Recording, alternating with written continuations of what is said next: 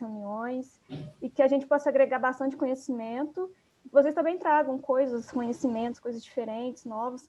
Assim, a gente acredita que juntando, né, pessoas de vários cursos, assim, medicina, né, tanto do IPTAM quanto do FCJ, vai ser enriquecedor, assim, para a gente compartilhar bastante conhecimento também. E quem sabe, né, participar de alguns projetos aí novos para a Liga aí. É isso. Tá bom. Obrigado. A Mirella, quer se apresentar, Mirella?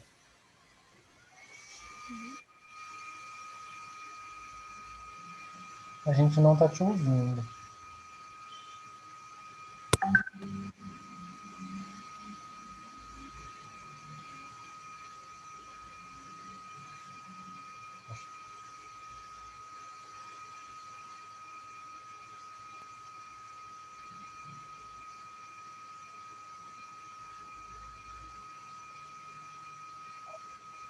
Oi, gente. Oi, Então, peraí, eu vocês não estão ouvi. ouvindo? Mas Não? agora, Mirella?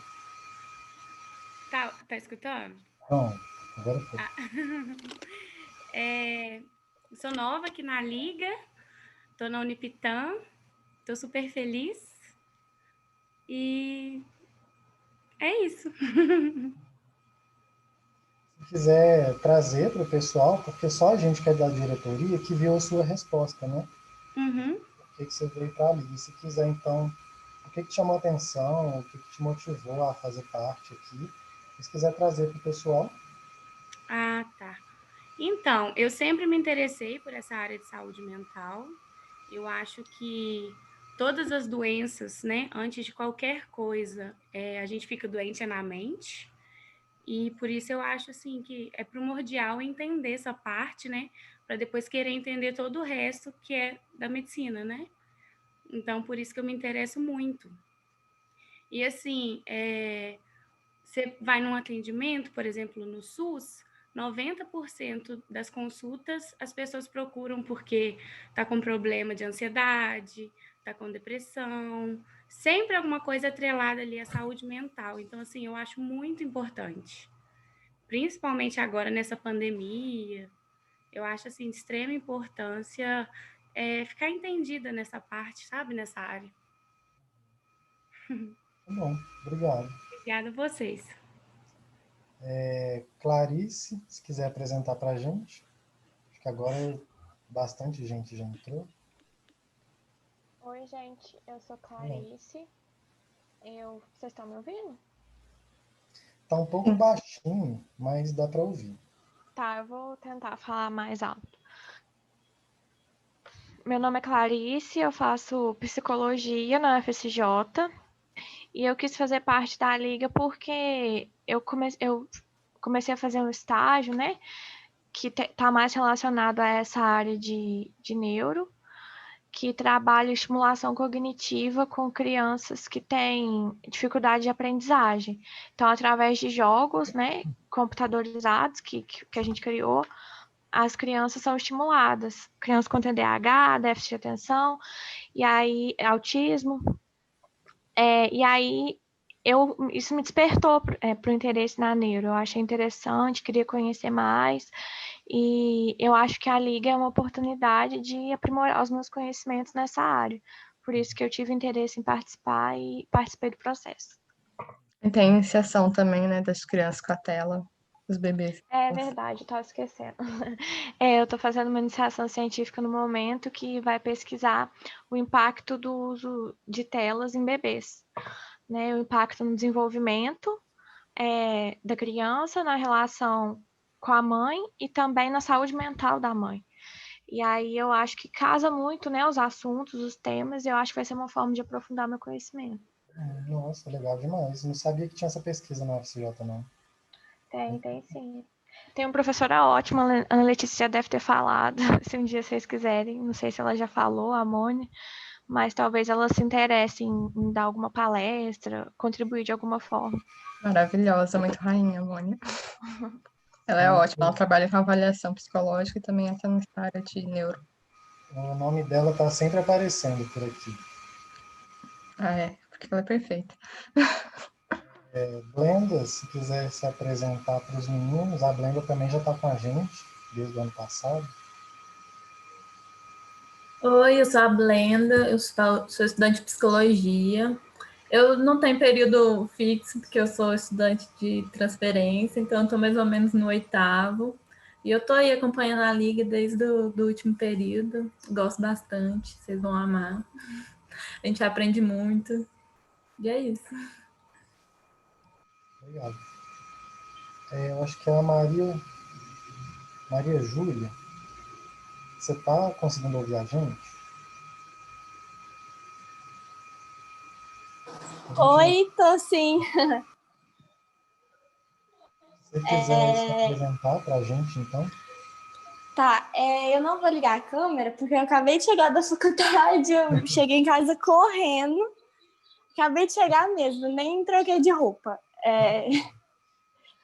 Então, como você já falou, né? Chamo Maria Júlia, faço medicina no EPITAM e gostei muito, me interessei bastante pela Liga, porque é uma área que eu acho muito interessante, principalmente agora, né, na pandemia. É um assunto que a gente tem que priorizar, né, que é a saúde mental. E é isso. Acho que não tem mais nada que eu queira falar. Tá bom, obrigado. E a Rafaela, você está ouvindo a gente, Rafaela?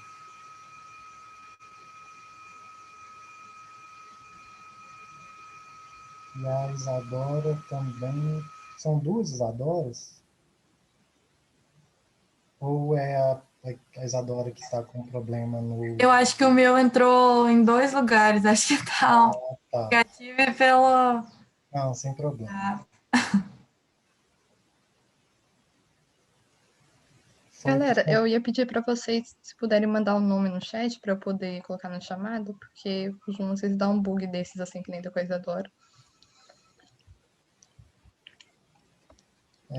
Bom, Rafaela, se você estiver ouvindo a gente, qualquer momento que quiser ligar e se apresentar, a gente está à disposição.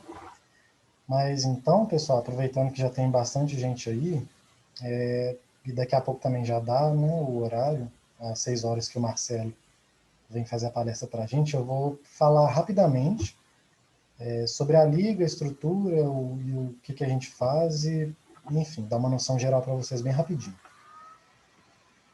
O meu nome é André, eu sou o atual presidente da Lisane e, na verdade, eu estou na presidência desde o início, porque a Liga é novinha, ela foi criada no final de 2018, ela é uma das ligas mais novas da UFSJ, que tem outras que vêm desde o início do curso de medicina, né? E no início eu super caí de paraquedas, eu não tinha noção nem do que era uma liga de direito, do que fazer, então fui aprendendo as coisas assim meio atropelado, mas foi, e agora a gente está aqui, esse já é o nosso terceiro processo seletivo. Eu não sei se todo mundo que está vindo já tem ou não alguma experiência com liga, mas assim, de modo bem geral, liga é um espaço que o pessoal costuma desenvolver atividades de pesquisa, extensão e ensino, pesquisa e extensão. Os três juntos num espaço só. Só que a forma como a gente vai fazer isso é totalmente nossa. Nós temos 3 professores que orientam a gente, que são um psiquiatra, 2 psiquiatras, na verdade, um pela medicina da UFSJ e um pela medicina do Unipitã, e uma psicóloga, que é a Adriana, pela psicologia. E os 2 psiquiatras são o Henrique, pelo Unipitã, e a Ana Catarina, pela UFSJ. E apesar desses professores estarem dando um suporte para a gente, qualquer ajuda, assim, se a gente quiser desenvolver um estágio, a gente procura eles tentam fazer interlocução com os campos de prática, enfim, mas eles estão mais como suporte e a gente, no final das contas, faz o que a gente quiser e do jeito que a gente quiser. Então, não sei, tem ligas que às vezes acabam ficando muito em estudo, ficam lendo textos e apresentando esses textos e fazendo palestras e aulas. E uma coisa da Lisane, que a gente já tem desde o início e tem pretendido continuar, tá sempre fazendo coisas assim diferentes e que saem um pouco do óbvio, que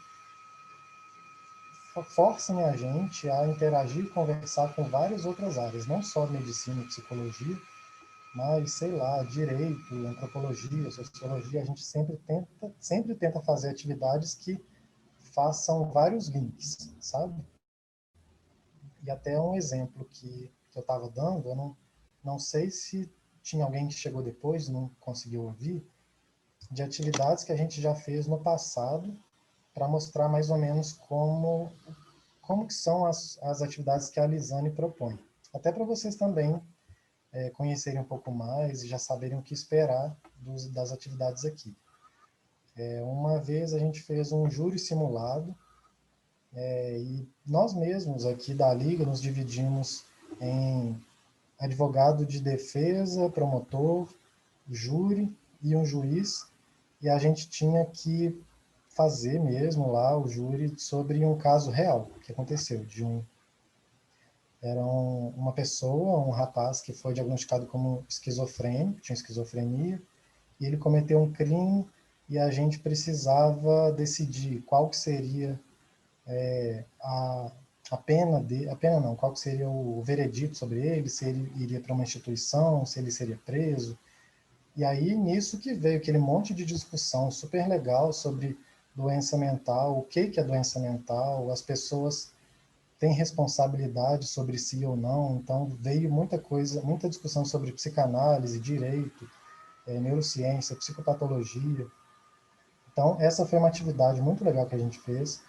Outra foi na época que lançou aquele filme do Coringa, não sei se todo mundo viu, a gente fez uma sessão de cinema sobre o filme, e num segundo encontro a gente fez uma mesa redonda de debate sobre Coringa, sobre saúde mental e estigmatização e criminalidade, etc.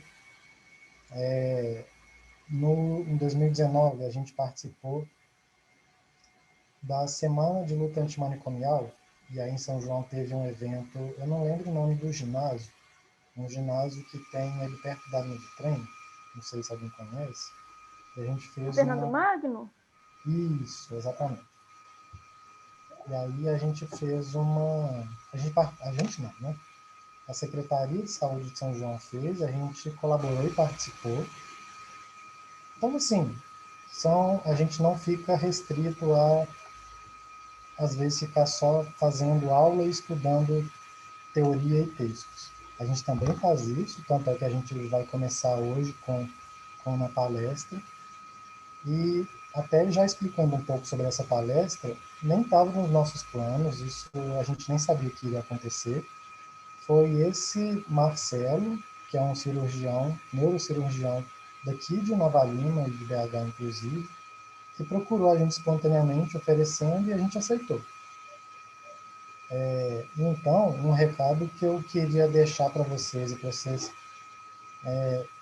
levarem isso com muito carinho, muito cuidado, é de estar sempre trazendo coisas para fazer, porque é a gente mesmo que cria nossa rotina. A gente não tem assim, um cronograma já pronto, assim, do semestre inteiro, o que a gente vai estudar, o que a gente vai fazer, qual texto, qual assunto. Não, isso o semestre passado, a gente fazia assim, a gente estabeleceu nosso cronograma das datas do semestre, a gente fazia tipo uma chuva de ideias, de cada um falava uma coisa, o que você quer estudar, o que você quer trazer, o que você acha que faltou na sua formação que seria legal falar, ou se você viu em algum outro lugar uma ideia muito legal, tipo essa aí do júri simulado e quer fazer aqui também.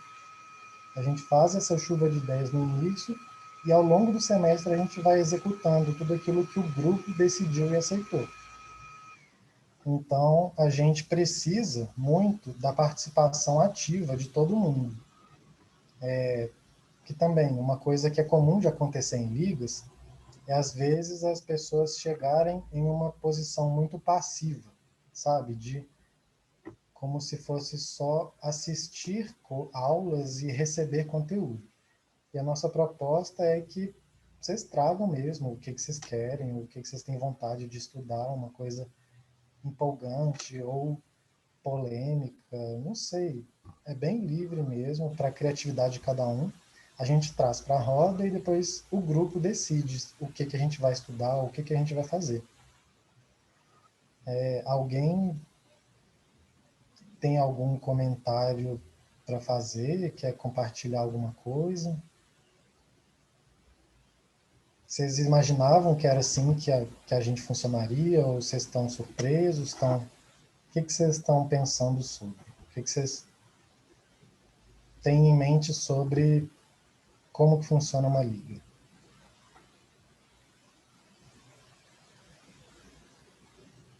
A Larissa aqui tinha colocado no chat, né, que ela teve uma história parecida com a do júri, e que isso motivou ela. Eu não tinha visto. Uhum. Mas foi júri simulado também, Larissa?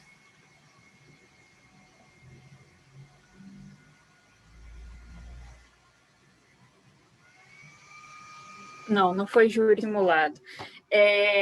Em 2011, eu não sei se vocês lembram, quem é de BH, não sei se lembra.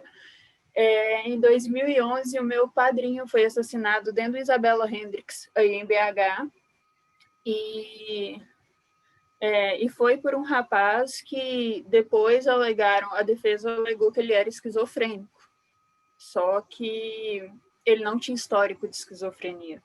Mas mesmo assim ele pegou a pena como esquizofrênico e eu acho que 3 anos depois ele foi solto.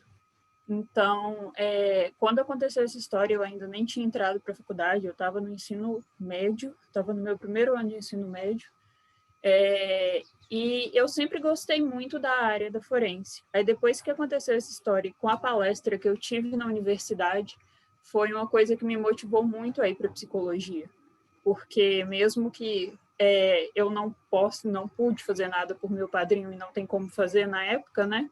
Eu tenho muito interesse em ver, assim, em saber, em ajudar quando a resolver casos tipo esse, porque às vezes as pessoas usam a doença mental e isso é uma coisa, eu acho, uma coisa muito grave.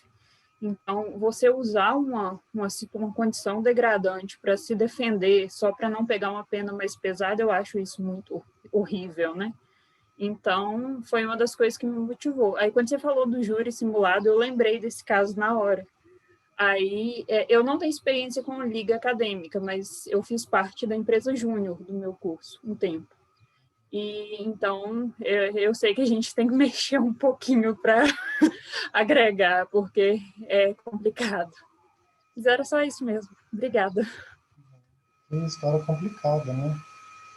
E, assim, por mais que tenha todo esse lado muito difícil de como foi na época, é interessante como que isso super motiva e dá um gás para a gente se dedicar a entender, estudar e estar diante, por exemplo, aqui agora na Liga, de um outro lugar, né?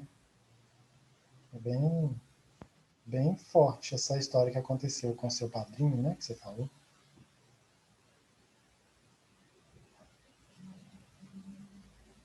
E antes que eu me esqueça, pessoal, tá. A gente estava parado desde o início do semestre, porque a gente começou, fizemos 1 ou 2 reuniões só, veio a pandemia, a gente precisa parar. Então, a gente está voltando agora, esse é o primeiro encontro desde março, então a gente ainda está um pouco, assim, com muita coisa para organizar, a gente está sem cronograma, sem temas, que foi aquilo que eu disse, né, que a gente faz aquela chuva de ideias para fazer ao longo do semestre, então eu até queria pedir um pouquinho da paciência de vocês, que esse início vai ser para a gente se organizar um pouco.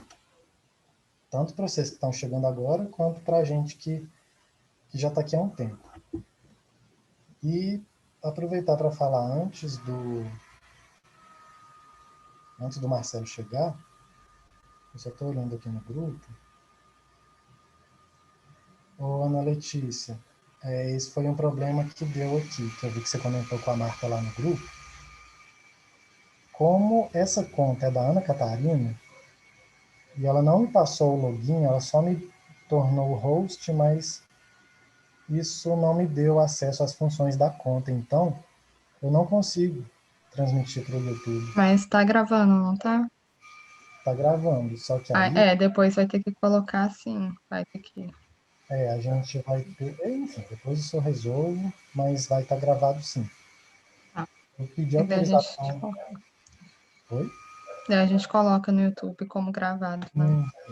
Então, não vai ter como gerar aquele link, né? E se alguém estiver procurando, é para a gente dar esse retorno que não conseguiu. Uhum. Não conseguiu gerar o link. Mas não tem problema não, ninguém vai sair no prejuízo não. E uma coisa também que eu queria aproveitar e falar com vocês é sobre a diretoria. Explicando para quem está chegando pela primeira vez numa liga, nós somos 20 membros, e esses 20 membros têm 14 membros ligantes, que são os membros comuns, e 6 membros da diretoria. E esses membros da diretoria, eles têm umas funções um pouco específicas de acordo com cada cargo. Carol, olá. Oi, tudo bem? Tudo jóia. Se quiser se apresentar para a gente. Desculpa a demora, né, pelo atraso aí. Eu estava terminando de fazer algumas coisas aqui em casa. Eu sou a Carol, eu estou no curso de psicologia e estou com uma amiga da Liga. Acho que vai ser bem legal e estou bem animada para os conteúdos que vocês vão passar. Obrigado. Isso de amigo da Liga é super legal, né? Inclusive, se vocês tiverem algum conhecido amigo que queira participar aqui dos nossos encontros, é totalmente aberto, pode participar de tudo, até já explicando um pouco mais o que é ser um amigo da Liga. Pode participar, inclusive, das nossas ou pesquisas ou projetos de extensão, tudo mesmo que a gente fizer. O único detalhe é que não tem, como não contabiliza presença, não tem direito ao certificado, porque a gente, depois de um ano de participação aqui na Liga, a gente dá um certificado. Se não me engano, são de 18 horas por semestre. Então, um ano dá 36 horas de atividade extracurricular. Então, os amigos da Liga não ganham certificado, mas todo o resto, todas as outras atividades, podem participar livremente. E o que eu estava... Beleza? E o que eu estava falando sobre a presidência é que, então, várias pessoas que estavam nos cargos de presidência saíram e a gente agora precisa ocupar esses cargos. Depois eu vou mandar lá no grupo, porque a gente vai fazer essa eleição, a gente vota, decisão nossa aqui, democrática mesmo, de quem vão ser os próprios membros da diretoria. Só para vocês saberem, a diretoria são a presidência, vice-presidência, secretaria, direção científica, direção de comunicação e tesouraria. Aí não são todos os cargos que estão disponíveis, depois eu vou colocar isso lá no grupo também. Vou mandar o estatuto para vocês, para quem quiser e tiver interesse, dar uma lida no estatuto da Liga, as nossas normas e regimentos. E na próxima reunião, no próximo encontro, em 30 de outubro, se não me engano, a gente faz a eleição para quem vai ser o novo membro da diretoria, tudo bem? Bom, alguém quer falar alguma coisa, fazer algum comentário, está com alguma dúvida? Marta, está ouvindo a gente?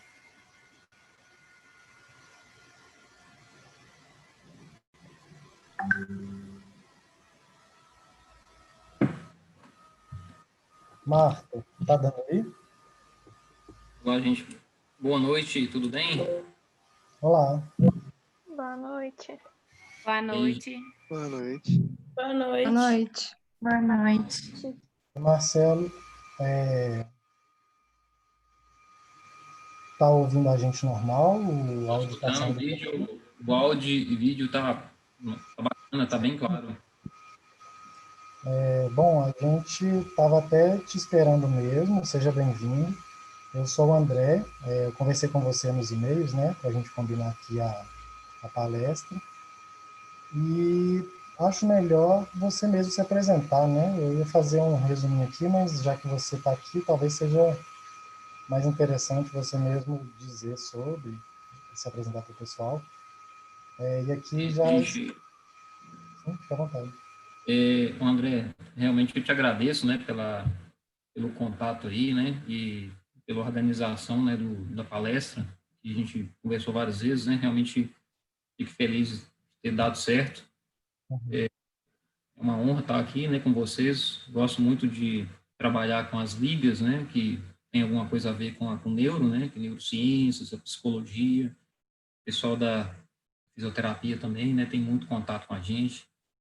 Então, meu nome é Marcelo Magalhães, eu sou neurocirurgião, trabalho também com uma subespecialidade que é parte de nervos periféricos, e formei aqui em Montes Claros, na Unimontes, fiz a residência lá em Belo Horizonte, lá no Biocor, depois eu fiz o fellow, né, em Buenos Aires, na equipe de neurocirurgia lá do Mariano Sokolovski, na Faculdade de Medicina, né, de Buenos Aires, e em Belgrado, na Sérvia, o leste europeu, com Lucas Razulic, né?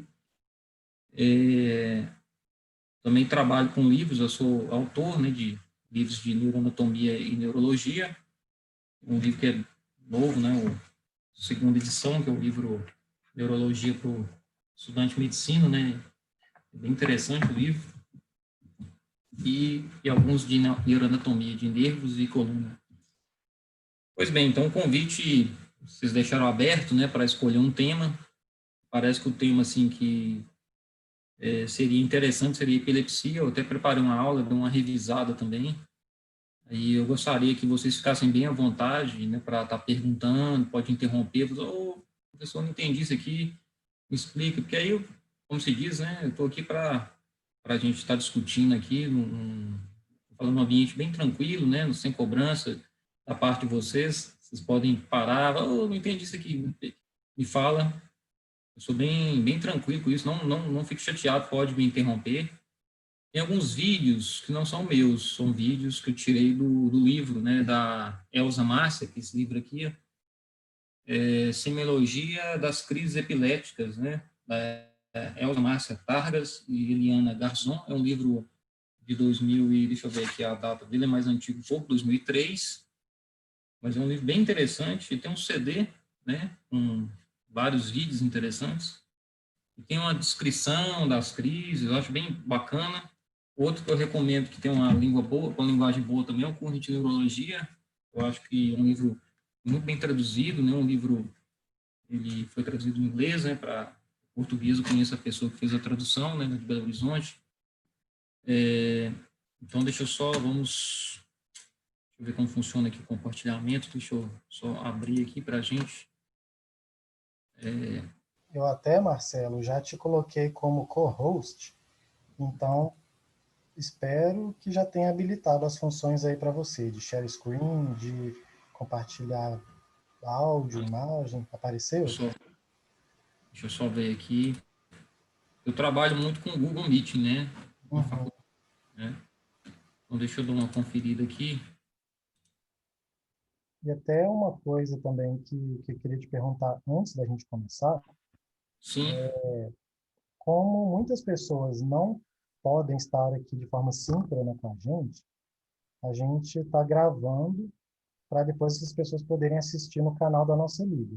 Você acha melhor que não grave ou não tem problema? O que você... Para mim, tudo bem. Eu não vou estar compartilhando aqui. Muita coisa não é minha, né? Mas eu coloquei a fonte, né, de onde eu tirei e tudo mais, porque para dar, né, os créditos aqui para o pessoal, né? Eu até mostrei o livro, né, de onde eu tirei. Acho que não tem problema algum, né? Eu não estou vendendo palestra, nada disso. Então, vamos lá compartilhar, né? E aí vocês me falam aqui se estão enxergando tudo certinho aqui. Vamos. Tá tudo certinho. Vamos ver se não pode ter algum problema com rodar o vídeo, né? Aí a gente vê, né? Pois bem, então a epilepsia, eu acho que a gente começar a estar entre as doenças mais comuns da neurologia. Eu que atendo como neurologista, a gente praticamente todos os dias tem um paciente ou outro que vem com a primeira crise para ser avaliada, ou já está em tratamento por algum tempo, outros já estão, né, suspendendo o medicamento, outros estão voltando a tomar o remédio, que tomou um tempo que suspendeu. Então, tem uma história bem, como se diz, né, tem muita coisa para ser comentada. Então, a gente tem alguns objetivos, né, que eu falo aqui que é o conceito. A gente vai comentar também sobre epidemiologia da doença, a classificação, a etiologia, falar um pouco da anamnese desse paciente, como se faz, os exames que a gente vai estar pedindo, tanto os laboratoriais quanto os de traçado e os de imagem, vídeos também e tratamento. Eu vou só desligar um negócio que está fazendo barulho aqui rapidinho.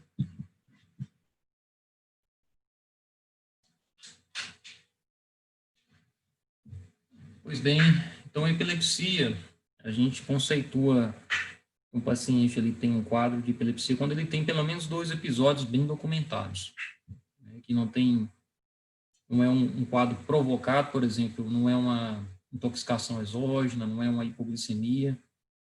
Então, a gente conceitua, no caso, que o paciente tem 2 episódios bem definidos, bem documentados, e a gente dá, né, que fala assim, esse paciente, né, tem o diagnóstico de epilepsia. A gente vai ver que no tratamento, muitas vezes, não é necessário ter 2 crises para estar começando o tratamento, mas, de forma conceitual, vocês vão ver nos livros, geralmente são 2 episódios afastados, né, um do outro, pelo menos um tempo de 24 horas, porque às vezes a pessoa tem várias crises no mesmo dia, aí a gente não considera que seja, né, crises diferentes, mas sim uma só, tá bom? Do ponto de vista de classificação. Então, a epilepsia é a doença primária do encéfalo mais comumente encontrada, tirando, né, a cefaleia, né, que não entraria, né, nesse conceito aqui. A gente tem uma quantidade muito grande de americanos, em torno de 2,3, e na população aqui a gente acredita que em torno de 1%, né, da população, se você pegar a população, 100 pessoas na rua, provavelmente uma vai ser portadora de epilepsia. Os países industrializados, a gente nota um pico bimodal, a gente vai ter especialmente na primeira infância e na velhice, vão encontrar, né? Vou mostrar o gráfico para vocês.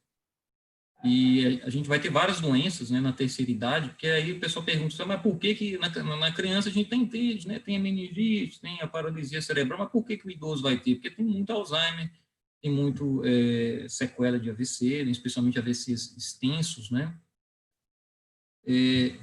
Às vezes a gente também investiga e não consegue encontrar. Essa é a regra geral. Tem muito paciente meu que eu investigo, faço tomografia, às vezes uma ressonância, o mesmo eletroencefalograma, e não encontro nada, mas ele tem crises bem documentadas, ele é portador de epilepsia. Então, a gente vê um padrão aqui, bimodal, deixa eu só colocar uma seta colorida aqui, que fica melhor para a gente.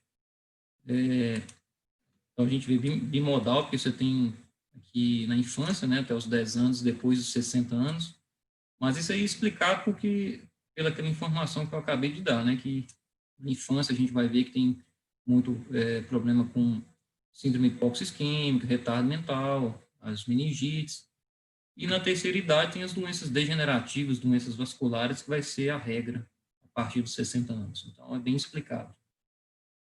Claro que tem paciente por volta da minha idade, 40, 30 e poucos anos, que vai também apresentar a primeira crise. Não é só nos extremos de idade. Isso aqui é uma revisão bem interessante, mostrando, eu botei as fontes aqui embaixo, porque às vezes a pessoa tem interesse de buscar, né? A gente vê aqui de 0 a 14 anos, as doenças congênitas, elas vão liderar, né, o ranking de causas, né, de etiologia. A gente também tem traumatismo, infecções, mas o que chama atenção é a doença congênita. Agora, a gente vai lá no extremo, acima de 65 anos, as doenças, né, cerebrovasculares, no caso aqui, ó, que é o AVC isquêmico, hemorrágico, né, vão estar liderando. Também a gente vai ver os tumores, né, que aí começa a ter metástases cerebrais, né, de tumores, doenças primárias, tumores primários, doenças degenerativas, a gente tem um Alzheimer, entre outras demências. E aí é um mix entre, né, os 15 anos até os 65 aí, vai ter um mix de doenças, né, todas elas numa quantidade maior ou menor. Então, isso é interessante, não, quando a gente vai ter o paciente. Eu tenho muito paciente com Alzheimer, que eu atendo, mas muitos mesmo. E não é raro ter epilepsia. E a família, poxa, mas começou agora nessa idade de epilepsia. Pois é por causa do Alzheimer, que dá aquelas placas beta-amiloides e tudo mais, né? Então, tem várias etiologias, eu botei referência aqui para a gente aqui. Então, vamos falar um pouquinho. As causas mais comuns aqui, vamos ver das doenças sistêmicas. A hipoglicemia, né, é uma coisa bem conhecida. Ficar muito hipoglicêmico da crise convulsiva. Por outro lado, também ficar muito cheio, né, de glicose, né, que é o estado hiperosmolar também, né, aumentar a chance. A uremia, ela é mais comum em insuficiência renal, pacientes com doenças dos rins, especialmente aqueles pacientes com insuficiência renal crônica, que fazem hemodiálise.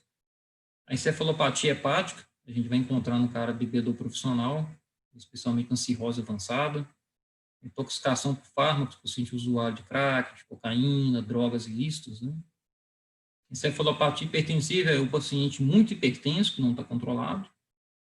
E a hipertermia também é o paciente com às vezes, uma febre muito alta, propicia com que ele tenha crise convulsiva. Tem alterações metabólicas, a hiponatremia, que é o sódio baixo, pode acontecer por algum motivo, por exemplo, uma desidratação, algum diurético que está usando, a hipocalcemia, doenças da paratireoide.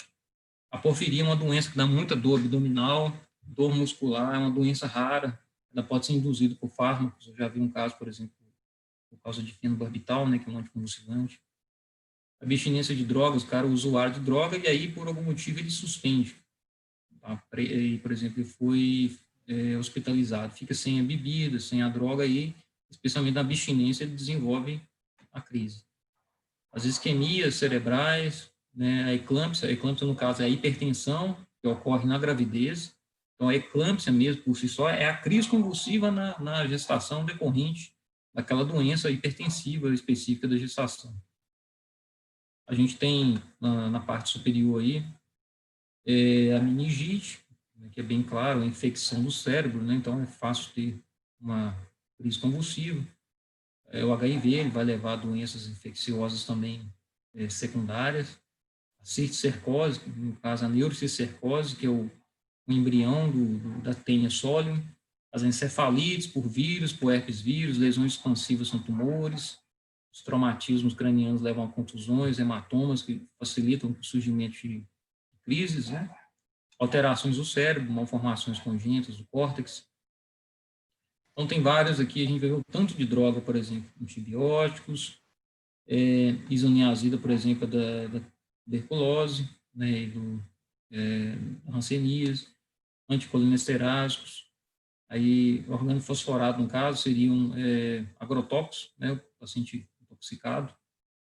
Aí tem outros antidepressivos, no caso, uma dose bem elevada, tem que lembrar disso que o antidepressivo, por si só, essas doses habituais não levam a isso, não. Isso é dose bem elevada mesmo, tá bom? Não é aquelas doses habituais, não são doses em um paciente muito refratário. Antipsicóticos, clozapina, droga boa, nova, né? Está aqui incluída também. Quimioterápicos, a gente vai ter hipoglicemia antes, no caso é porque dá hipoglicemia. Lítio, tratamento de doença no transtorno bipolar, transtorno de humor, anestésicos, metilxantina, né, que é para asma, entre outras aqui. Então, aqui, novamente, só fechando aqui a parte da epidemiologia, a gente vê que o retardo mental e a paralisia cerebral são, né, são as doenças, né, que aumenta a maior taxa de risco, né, para a epilepsia. Depois vem o traumatismo craniano, os acidentes vasculares. Então, realmente, são os três, assim, que estão liderando, né, que aumentam em muito, né, o risco relativo para desenvolver epilepsia. O problema é que esse paciente ele não é tão simples, né? O meu paciente, se chegar com epilepsia lá, eu tenho epilepsia, é fácil, né? O problema é quando ele chega com um quadro estranho, que perdeu a consciência, e aí, às vezes, você fica olhando o paciente, vai conversando, você acha que ele tem alguma outra doença estranha também, poderia mimetizar, né, um sintoma parecido. Aí que é difícil. Então, por exemplo, a gente tem doença psiquiátrica, tem paciente que tem síndrome conversiva, né? E, como se diz, é a mesma coisa com a crise convulsiva. O problema da doença psiquiátrica é que ela é de exclusão. Você vai ter que tirar todas as outras doenças, aí se não encontrou nada, depois de uma avaliação bem pormenorizada, você fala que o paciente, então, não, provavelmente é um transtorno, né, psiquiátrico, um síndrome conversivo, um transtorno dissociativo, mas é de exclusão, tem que deixar bem claro. O AVE isquêmico é muito raro um AVC do tronco, por exemplo, que falta um fluxo, aí o paciente teria alguma outra coisa, ele teria uma dormência, uma fraqueza, uma alteração da fala, né? Então, acaba que você desconfia, né? O paciente tem muitos fatores de risco, às vezes ele fuma, é diabético, ele tem, né, colesterol elevado.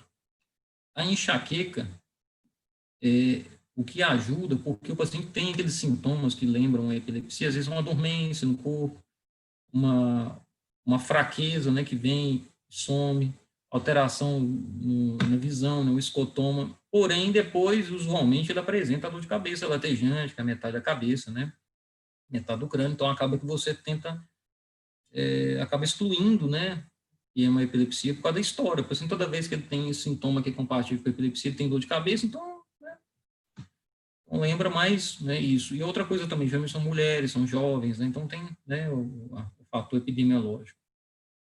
Tem pacientes sem alterações motoras, que não são epilepsia, tem paciente, por exemplo, que tem esqueci o nome agora, mas o paciente tem uma infecção de garganta, né, uma coreia, é um movimento involuntário, que randômico no corpo, não tem nada a ver com epilepsia, mas, né, pode trazer uma certa confusão. Tem paciente, por exemplo, que tem a paralisia do sono, são alterações do sono, ele paralisa todo, não consegue mover, mas isso acontece durante o sono.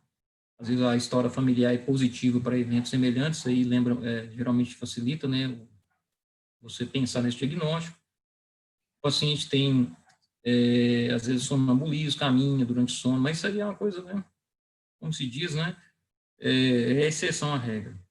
Agora, a síncope está aqui, né, síncope vasovagal, é uma coisa que parece realmente muito com crise convulsiva. Às vezes o paciente, especialmente no verão agora, fica numa fila, no sol, aí a vista vai escurecendo, vai sentindo, né, uma dormência, a mão gelada, né, a audição vai diminuindo quando vê desmaio. Então, aí realmente, né, a pressão caiu e ele desmaiou. A cardiogênica, a gente pensa muito no idoso. Imagina um paciente de 65 anos que desmaia, ele para e fica imóvel, você vai fazer uma avaliação dele com ritmo cardíaco todo, né, tudo diferente, fora do ritmo, então uma arritmia. Então, nesses pacientes idosos, geralmente a gente sempre pede um Holter, que é um exame que avalia o eletrocardiograma durante um dia todo. E depois ele faz um apanhado geral, fala as alterações que estão presentes. O QT long é raro aqui no Brasil, o QT long é mais comum na Ásia. Inclusive, tem até interessante que existe um homem, quando ele casa, né, aí ele veste de mulher na núpcia, noite de núpcias, para ele enganar, tipo, uma maldição que tem lá, sabe, que pega homens, né, que o QT longo é uma doença de homem jovem, né, aí ele veste de mulher, né, nas núpcias para enganar a doença, né, bem interessante. O QT longo é raro, né, que dá realmente morte súbita em jovem, né. A crise de perda de fôlego, mas a gente muitas vezes considera como a criança ela cai, aí dá uma hiperventilação e desmaia, né. Isso aí é bem comum, a gente já vê bastante essa história. O delírio do idoso confuso, que interno, não tem nada a ver, né, mais fácil entender. As encefalopatias eu já falei, especialmente pacientes alcoólatras, né, que tem uma doença hepática grave, e aí dá aquelas alterações de amônia, de as enzimas hepáticas elevadas, e o paciente fica numa confusão doida, uma sonolência. Mas o que chama mais atenção para vocês, assim, seriam as alterações cardiogênicas, que realmente são, eu acho importante no idoso investigar, e realmente os transtornos conversivos também acaba que a gente vai ver em alguns casos. Então tem que, às vezes é difícil a gente fazer esse diagnóstico diferencial. Marcelo, pode falar. Posso tirar uma dúvida? Nesse caso dos transtornos conversivos, ou quando é uma epilepsia psicogênica, ela causa os mesmos efeitos fisiológicos cerebrais e todas as consequências de uma epilepsia orgânica? Olha, às vezes é muito parecido. O paciente, ele cai no chão, tem aquelas alterações tônico-clônicas, né? Chega até a urinar, às vezes, na roupa. Mas, às vezes, ele não tem aquele período pós-equital, né? Não fica dormindo, né? Aí você, às vezes, esse paciente, ele acorda prontamente durante a crise, ou ele vê tudo que aconteceu, entendeu? Mas o grande problema, André, é que para a gente afirmar que é isso, você tem que excluir as outras coisas, sabe? Vou dar um exemplo. Aí você fez exames de imagem, cardíacos, exames de sangue, né? E aí não encontrou nada. Deu tratamento, deu remédio para o paciente, né? Dose alta, e aí ele continua tendo isso, entendeu? Aí você começa a desconfiar que seja isso. Geralmente a gente precisa de vários profissionais para dar esse diagnóstico, mas conforme eu falei para vocês, doença psiquiátrica é de exclusão. Você não encontrou nada orgânico, né? Tudo normal, aí você fala que é isso. E esse paciente, muitas vezes, é um paciente que tem uma história familiar muito complexa, cheia de problemas, é um paciente que tem mais coisas, assim, que acaba, como se diz, dando alguma pista para você fechar o diagnóstico, sabe? Mas o que é mais importante aqui, que a gente está discutindo aqui para vocês, é de exclusão. Você falar que é isso, tem que afastar as outras coisas, né?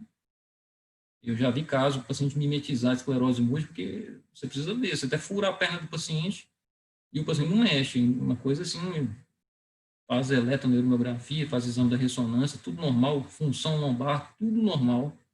Aí você fala assim, poxa, o caso é psicogênico e tal, é complexo, mas para a gente falar, a gente tem que estar, como se diz, tá bem, tem que estar bem embasado, né, em bons exames. A gente tem uma divisão que talvez vocês já conheçam, que é uma classificação bem básica. As crises, elas podem ser focais ou generalizadas. Focal, por exemplo, é uma crise que é só no braço do paciente. O braço fica contraindo, né, involuntariamente, né, e quando é generalizada, é quando ela compromete os dois dimídios. Aí, por exemplo, os dois lados são comprometidos pela crise. Há movimento, por exemplo, nos dois dimídios do corpo, os dois hemisférios cerebrais foram comprometidos, né? As crises também, elas podem, a gente faz uma avaliação em relação ao nível de consciência, se há uma perda da consciência ou não. Se ela não perde a consciência, a gente fala que é uma crise do tipo simples. Mas se ocorre, por exemplo, uma redução do nível de consciência, o paciente não percebe exatamente o que está acontecendo, compromete a uma redução do nível de consciência, a gente fala desperceptível. A gente antigamente falava complexa, não existe mais esse termo, né? É uma coisa mais ou menos nova.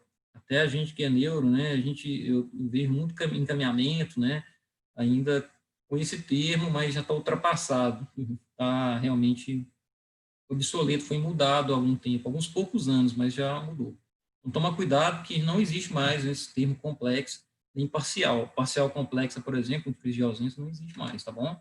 Então, tomar cuidado com essa nova colocação aí. Existe um esquema simplificado também, né, que tenta classificar.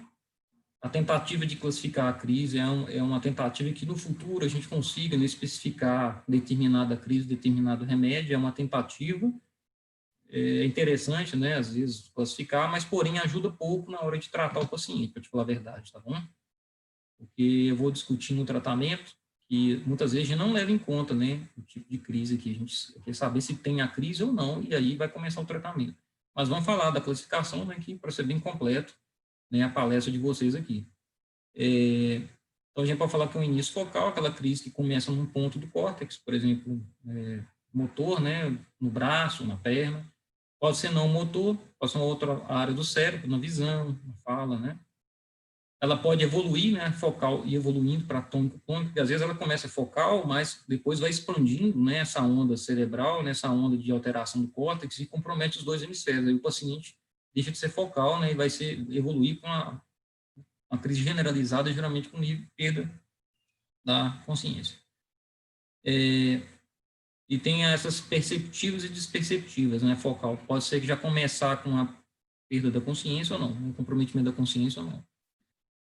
Ou tem a crise que ela começa de forma generalizada, o paciente já cai no chão, tendo alterações motoras, E tem aquelas crises que o paciente ele perde a consciência, porém não tem manifestação motora evidente. Vou dar um exemplo, aquelas crises de ausência. O menininho está brincando, ele para, aí ele fica olhando para o nada, deixa a bolinha cair, quando ele volta, né, meio confuso. Então é uma crise não motora, né, de início generalizado. É uma crise desperceptiva, né. E tem, às vezes, de início desconhecido também, que pode ser não motora e motora, e tem crise também que não é possível classificar. Existe uma classificação estendida, né, que é de 2017, que é bem mais complexa, né. Vou só comentar aqui rapidamente, porque é muita coisa. Então, pode ser de início focal, o início generalizado, os dois gemidos, ou um início desconhecido, ou um tipo não classificável. Aquela que é focal, ela pode ser uma motora, né, uma manifestação que compromete o córtex motor, no giro pré-central, área 4 de Brodmann. Ela pode ser vários subtipos. Você vê que aqui já tenta especificar com automatismo, perda do tônus, a gente vai ver um vídeo, hipercinéticas, mioclônicas, tônicas, ou não motor. Você tem algum tipo de alteração autonômica, dilatação pupilar, alguma alteração do batimento cardíaco, alguma coisa do sistema autônomo. Alterações do comportamento interessante, emocionais, sensoriais, eu vou comentar um pouquinho sobre isso mais à frente. A início generalizado, o paciente, por exemplo, já cai no chão e tem alteração motora, ou não motora. O paciente ele perde a consciência, por exemplo, e fica parado, né? Início desconhecido pode ser motora e não motora, né? Então, isso aqui é uma tentativa da gente, né, colocar o paciente num subtipo, né? Porém, infelizmente, essa tentativa de classificar, ela muitas vezes interfere pouco no tratamento. Essa é uma opinião minha, sabe?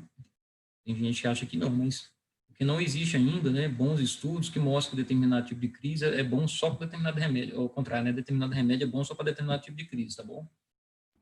Áurea, Desculpa te pode interromper. falar. Eu queria que você analisasse um caso, e que no caso é meu caso, e tentasse classificar ele. Porque a minha convulsão é noturna, só durante o sono, e eu já tive convulsão e conversão. E eu acordo tendo a convulsão. Só que perco totalmente. Você vê os dois lados do corpo ficam contraindo ou um lado só? Eu não fico... Você não lembra? Quente, só que minha convulsão é do corpo todo, eu tenho espasmo no corpo todo. Provavelmente seria um início generalizado, né, motora. Agora tem que ver, por exemplo, se tem uma fase tônica, né, que você contrai, depois fica clônica, ou já é só tônica, aumenta o tônus, fica parada, ou só mioclônica, fica o tempo todo contraindo, entendeu? Uhum. Aí tem que ver o tipo, né? Deveria, por exemplo, ter uma descrição da pessoa que assistiu, né, a sua crise, para a gente ver. Provavelmente seria início generalizado, né? Um desse tipo aqui, motora, de um desses 8 tipos aqui, entendeu? O mais essa tônico-clônica, né? É o padrão, o protótipo mais comum de crise. Provavelmente a sua seria essa, tá? Mas, assim, é difícil, precisa realmente de uma pessoa para descrever. Começa assim, vai mudando, entendeu? Então, a gente vai ver uns vídeos e a gente vai mostrar a fase tônica, a fase clônica. Provavelmente, assim, é difícil, né? Se a gente conversar, fazer um exame físico, uma anamnese sua, né?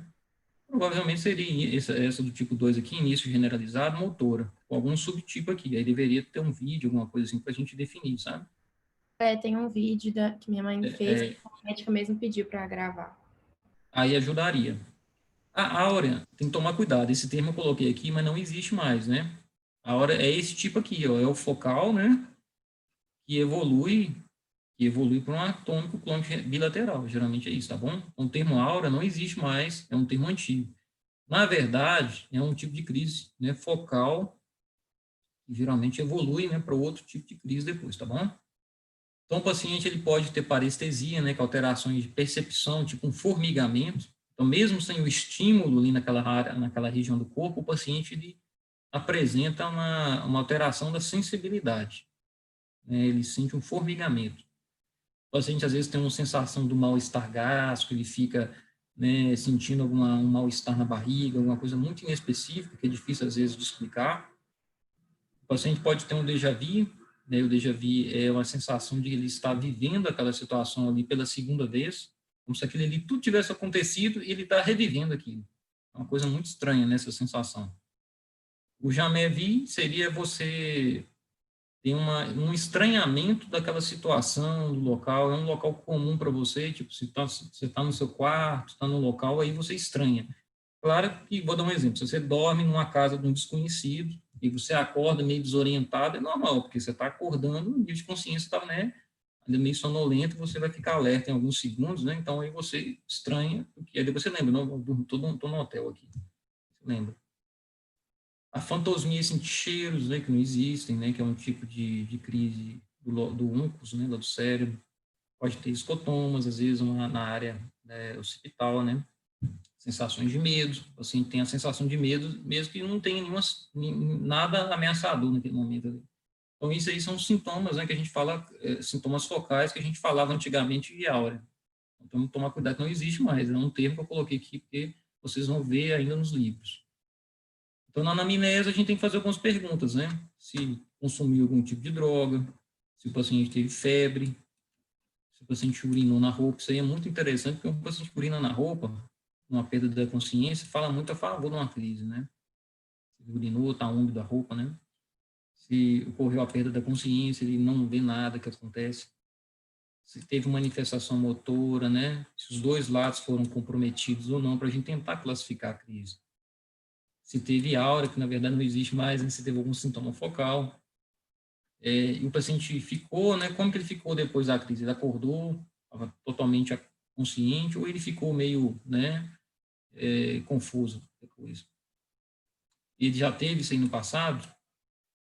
Ele teve um déficit, depois que ele acordou da crise, ele ficou com algum problema neurológico, com um braço fraco, ou com alteração da fala, porque às vezes tem a paralisia de Todd, que é uma manifestação que acontece após a crise, que o córtex ele tem aquela tanto de descarga, ele tem tanta despolarização que machuca o córtex, há um dano, né, que pode ser geralmente reversível, mas pode ser até irreversível.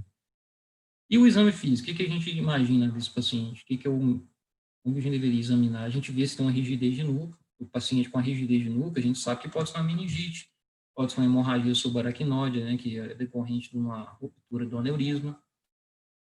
Se o paciente teve a febre, indica mais uma meningite. O paciente teve uma crise convulsiva, mas está com febre, isso aqui é uma meningite, convulsão febril.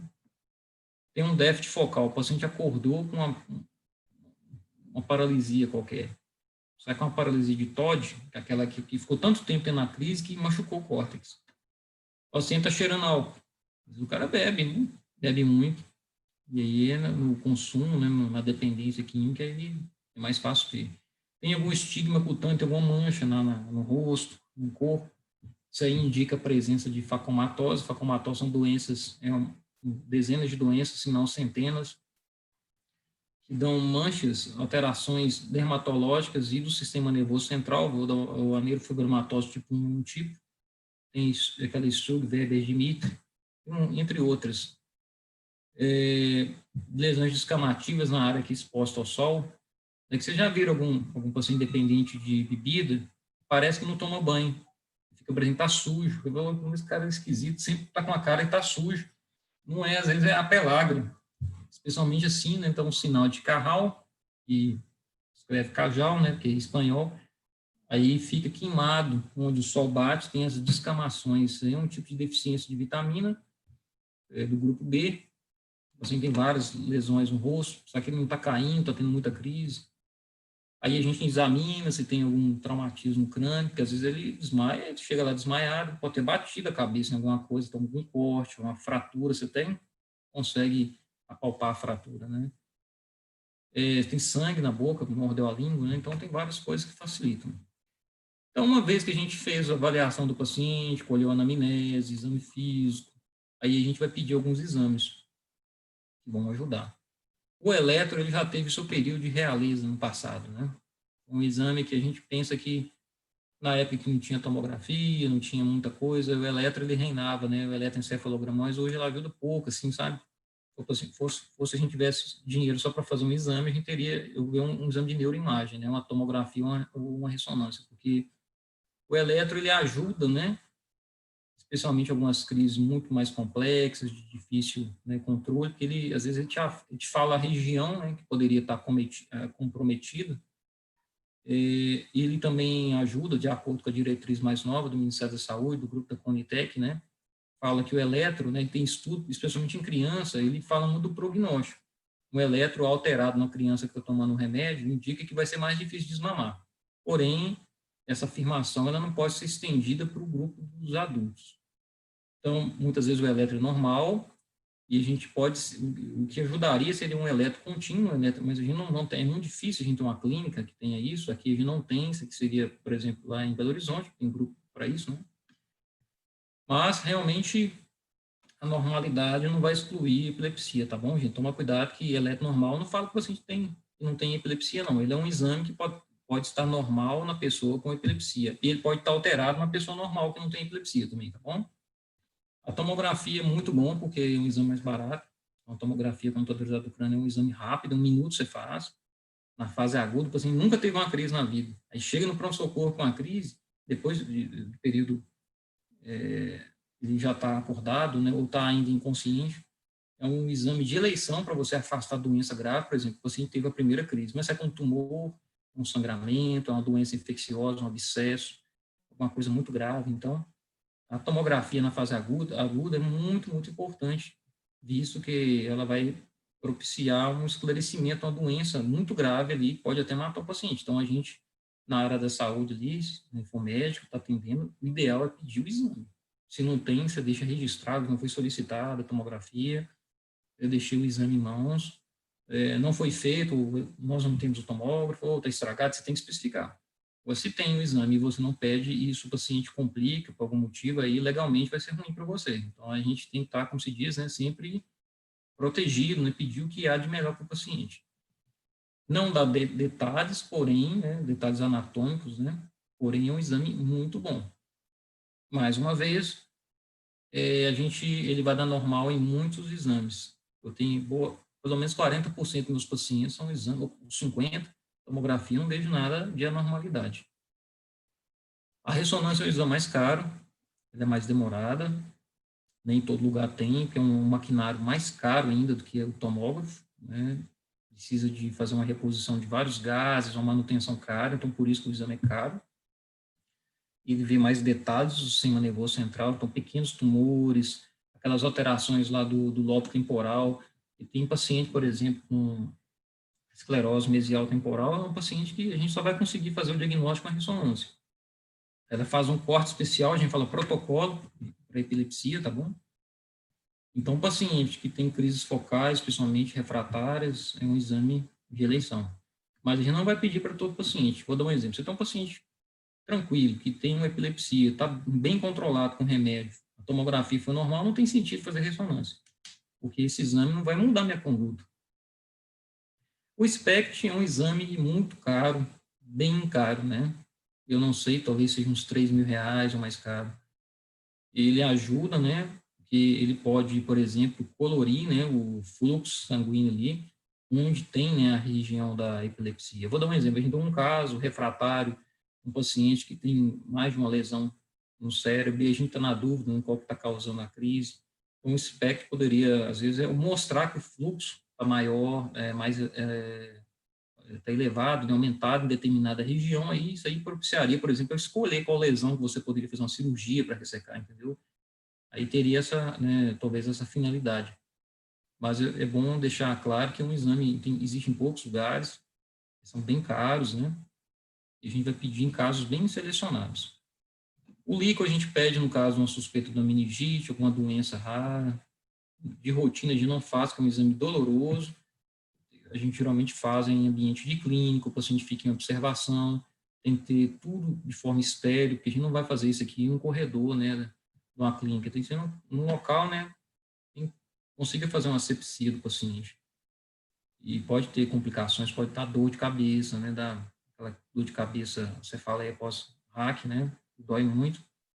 Exame laboratorial, a gente vai pedir geralmente as dosagens dos remédios, Na suspeita de uma doença infecciosa, a gente pede, às vezes, exames para tentar confirmar, por exemplo, o hemograma, o PCR quantitativo, que vai estar elevado na doença bacteriana. Assim, por exemplo, o alcoólatra vai ter alterações hepáticas, o renal vai ter alterações das excretas, creatinina, ureia, então vai depender, você vai direcionar, né? Aí vamos mostrar aqui a crise do lobo temporal, que é a mais interessante do ponto de vista psiquiátrico, que dá muita alteração, né? Automatismo oral, o paciente fica estalando os lábios, né? As crises podem ser parciais complexas, lembra, né? Crise de ausência, o paciente pode ficar com confusão mental, dificuldade para falar, e uma doença bem comum que acontece só em adulto é a esclerose mesial temporal, uma degeneração do hipocampo, e é extremamente, né, causa uma doença extremamente grave, né? Vamos ver aqui, ó, o paciente está tendo uma crise, eu vou ver se o vídeo vai andar aqui. Eu estava tendo dificuldade, porque era muito pesado. Então, essa paciente, ela fica olhando, né? Mas eu estou tendo dificuldade, só tem uns vídeos tão pesados. Né?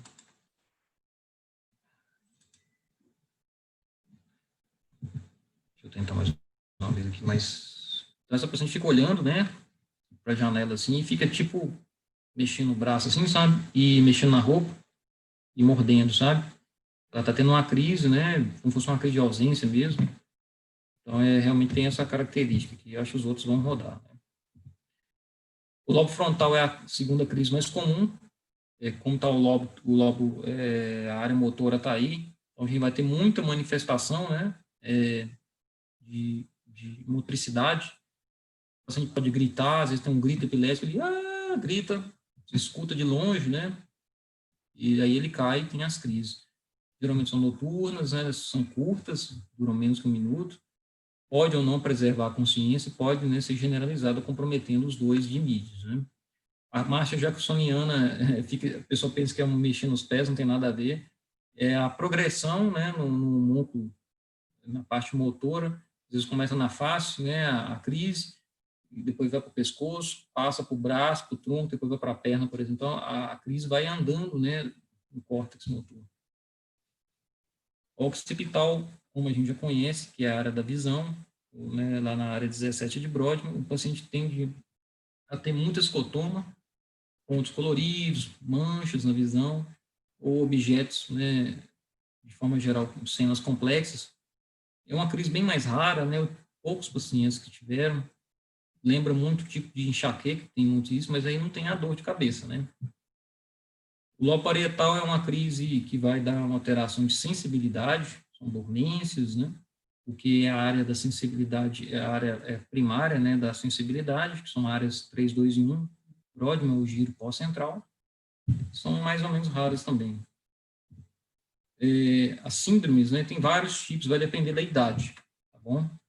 A gente vai ter, eu não vou só comentar aqui, a gente poderia dividir em período neonatal, lactente, infância, adulto, e algumas não são relacionadas com a idade. Vou falar rápido aqui, porque realmente a gente não vai conseguir falar isso aqui tudo. Tem essa epilepsia familiar neonatal benigna, encefalopatia mioclônica e essa síndrome de Ortar rara, né? O lactente, a gente tem espasmos de West, que é uma crise mais ou menos frequente, tá bom? Essa aqui a gente vai acabar vendo mais frequentemente no consultório. A mioclonia mioclônica também do lactente, às vezes a gente vê também. E tem aquelas encefalopatias mioclônicas, o paciente, às vezes, tiveram paralisia cerebral, sabe? Pode desenvolver também.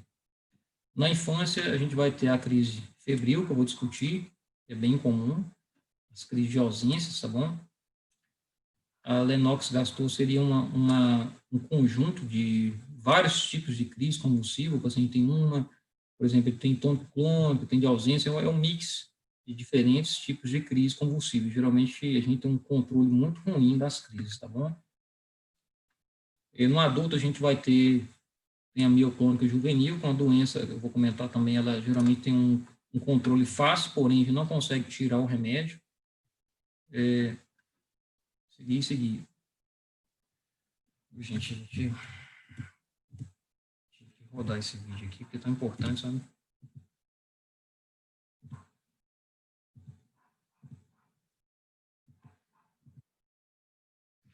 Isso é uma crise tônico-clônica. Gente, vamos...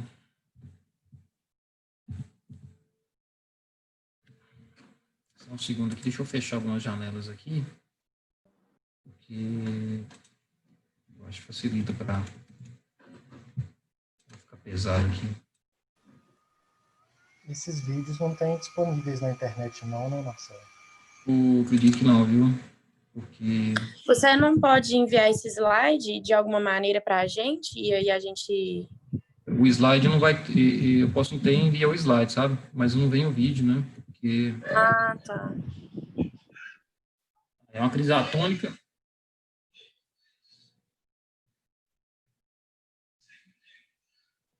Então, essa criança, por exemplo, ela tem... Quando vê, ela perde tônus, né? Ela cai. São crises atônicas, né? São crises... Não são comuns, tá bom? De novo aqui. Entendeu? Ela cai, então tende a machucar muito. Vamos ver aquele outro vídeo, ver se roda agora. Então, acaba machucando muito. Marcelo, não sei se tem como você tentar fora do slide, se você tiver ele salvo no seu computador. Eu vou tentar também. Se não rodar aqui, eu vou tentar. Eu tenho eles separados aqui. A tônico-clônica é essa, é a mais comum. A perda de consciência, né? Vai comprometer os dois mídios. O paciente pode ter áurea ou não, que é um sintoma focal. Aí, geralmente, são essas tônico-clônicas, elas duram menos de 5 minutos. O paciente pode urinar na roupa, né? E, geralmente, ele também fica sonolento muito tempo. Se você pegar um paciente após a crise, ele está em coma profundo. Você belisca, tenta acordar, ele não acorda, mas ele geralmente vai passando, vai acordando lentamente, depois de minutos ele vai recobrando o nível de consciência, mas é bem lento. Então, se a gente pegar um paciente, depois do período pós-ictal, você vai querer até entubar o paciente, porque se você não sabe que desenvolveu uma epilepsia, você vai achar que está muito grave, né?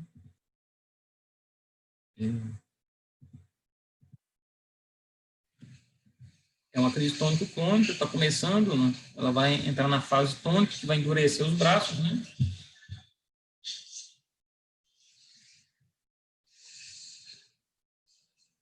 Fase tônica, né? Aí vai alternando aos pouquinhos, vai começar a contrair lentamente, até virar, né, e ficar completamente na fase crônica, né?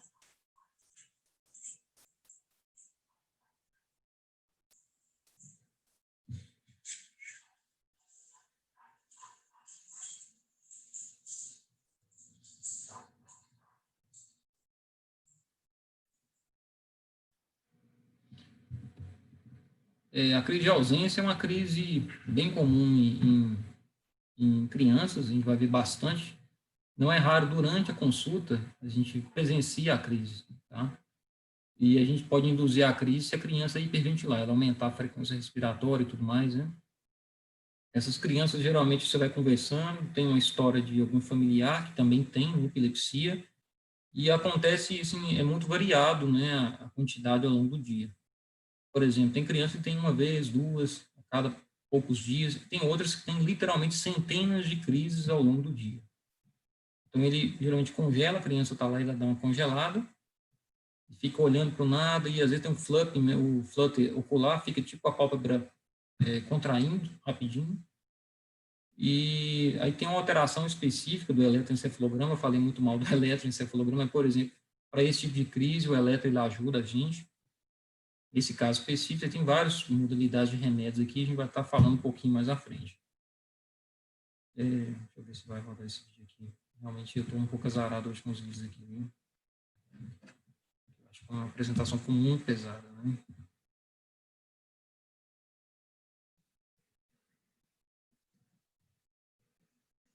O olho, presta atenção no olho, na pálpebra, né? Isso é uma crise de ausência, né? Foi bem rápida, bem discreta. Se eu não falasse para vocês, como se diz, nem descobre, né? A mioclônica juvenil já é uma doença, assim, comum, né? A gente vai ver que é até 10% das crises.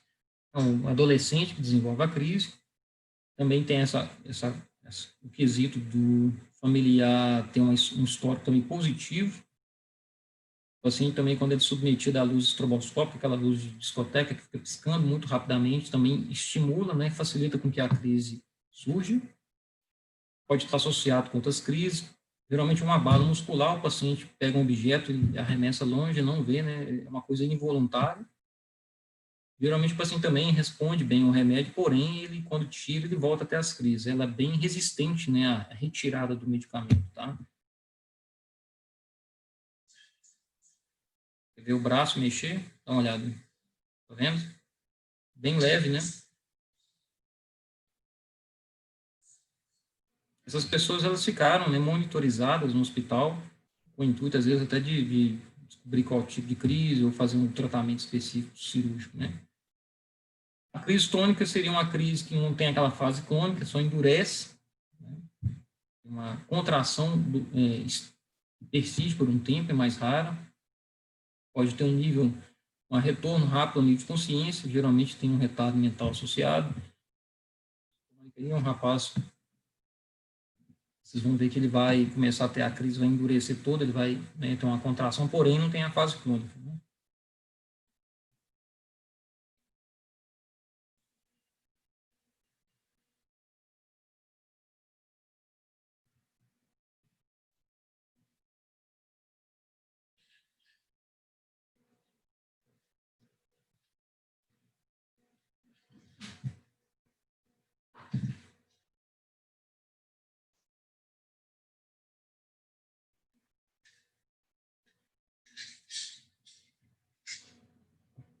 Então, a gente vê o Espasio Oeste, já é uma crise de bebezinho. É bebezinho novo, né, de 3 meses, 1 ano. Ela pode estar associada à facomatose, que a gente denomina esclerose tuberosa. As crises são muito frequentes ao longo do dia, e aí isso acaba comprometendo, né, o desenvolvimento da criança. Aliás, toda crise convulsiva, que é muito frequente na infância, que é difícil tratamento, a gente tem uma chance maior de desenvolver até um retardo mental. Tem que sempre lembrar que crianças que têm muita epilepsia geralmente comprometem o QI dela, né? É um controle difícil, a gente vai ver que no Espasio Oeste tem que fazer geralmente um conjunto de medicamentos, não é fácil controlar. Eu tenho poucos pacientes com esse problema. A criança dá uma contraída, quer ver? Isso acontece várias vezes ao dia, né?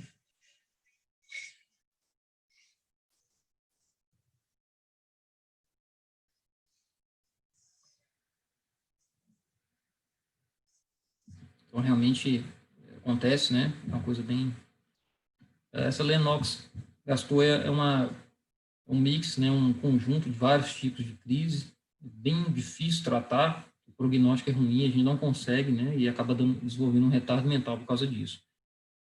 Normalmente a gente tem drogas novas hoje, né? Tem mais medicamentos, tem os derivados canabidiol, mas tem cirurgias, mas porém ainda é uma doença bem desafiadora. O eletroencefalograma vai ajudar, né, a fechar o diagnóstico, nesse caso. E essa aqui eu gostaria muito que vocês prestassem bastante atenção, que a crise convulsiva febril é uma doença geralmente benigna, né? O paciente chega, a criança que tem uma garganta inflamada, tem um foco infeccioso fora do cérebro e tem uma crise convulsiva na vigência da febre. Então, a princípio, o tratamento vai ser só antitérmico. Você vai investigar, né, o que é a causa.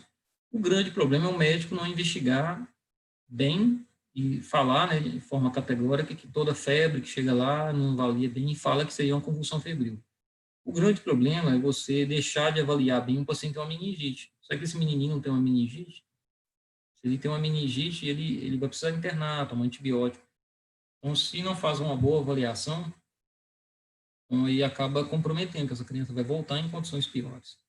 Então, toda vez que tem uma febre em vigência de convulsão, e convulsão na vigência de febre, sempre tem que fazer uma avaliação boa, ver a garganta, o ouvido, o nariz, se tem diarreia, infecção de urina, fazer uma avaliação bem pormenorizada da criança para afastar qualquer doença infecciosa fora. Se encontrar, muito bom, né? Porque aí você vai tratar aquilo ali, vai ser fácil.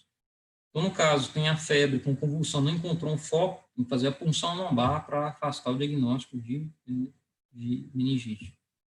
O mal epilético, acho que a última coisa que a gente vai estar falando aqui de doença, é aquela pessoa que tem uma crise que não passa, crise convulsiva, não passa, fica muito tempo, 15 minutos, 20, isso é uma emergência, o paciente ele tem que ser encaminhado para o serviço de urgência e emergência, que vai ter que dosar a glicemia, fazer um glicose, vai ter que dar um diazepam na veia dele, ou o midazolam.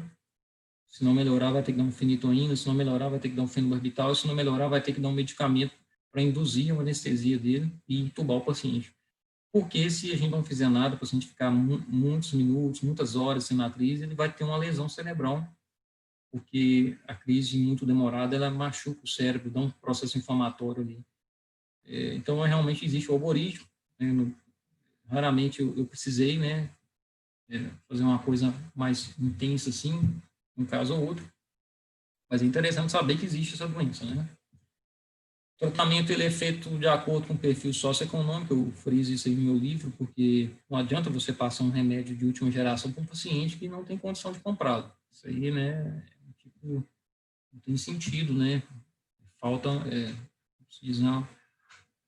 a gente tem que avaliar o paciente, muitas vezes ele não tem condição de comprar um remédio realmente que dá menos efeito colateral, e a gente vai usar aqueles que têm um posto de saúde, né, que o SUS disponibiliza, geralmente são a fenitoína, a carbamazepina, o fenobarbital, e em alguns lugares a gente acha o ácido valproico, que seria o mais moderno desse grupo aí. Então, as drogas, se você fizer uma comparação lá no Conitec, né, essa revisão desde 2 anos atrás, fala que não tem, assim, superioridade. O que tem, né, de diferença entre os remédios são os efeitos colaterais, os perfis são diferentes. Então, a gente tem que tomar cuidado, né, o uso de vários vai dar uma interação medicamentosa, cognitiva, eles tendem a piorar, né, o paciente fica um pouco mais lento, dependendo do remédio, né, da combinação. E tem diferença, né, de genérico para às vezes o genérico de algum outro original, tem diferença, sabe? Isso aí já a gente nota na prática. Existe o Idantal, seria a formulação do fenitoína mais conhecida, né? E existe até nos Estados Unidos. O Tegretol, por exemplo, é o medicamento não fantasia mais, assim, o pessoal mais estuda, mais recomenda, né, da carbamazepina. O Depaquina e Depakote, por exemplo, são do ácido valproico.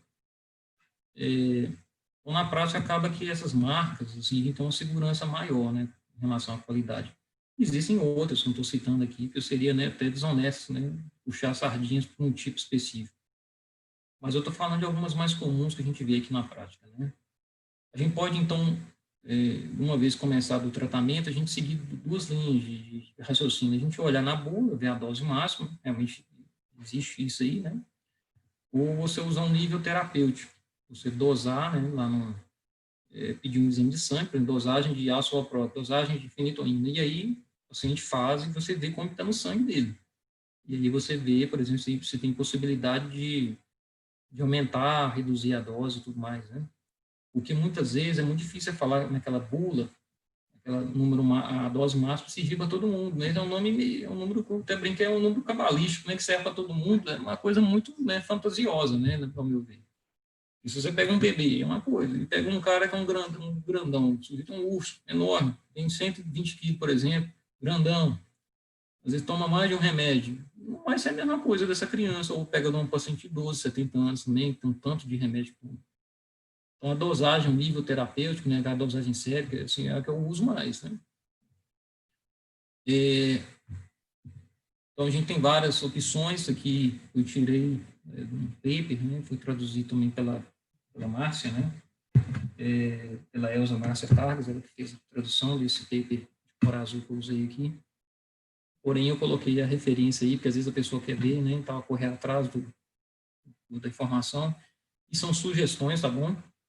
Tem que ver o perfil do paciente, tá bom?